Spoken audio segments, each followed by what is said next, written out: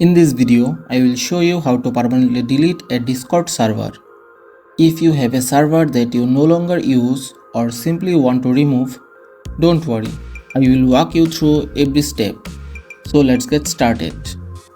First, open the Discord app on your phone and sign in to your account if you haven't already. Once the app opens, you will be on the home screen. Now open the Discord server that you want to delete.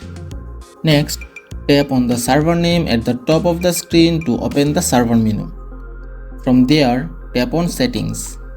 Inside the Settings menu, select Overview.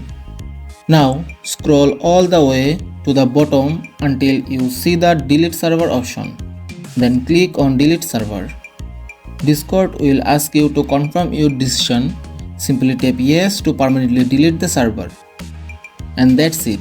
Your Discord server has now been permanently deleted. Keep in mind that this action cannot be undone.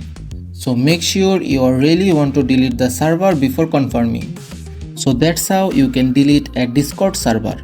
If this video helped you, be sure to hit the like button and subscribe to the channel. Thank you.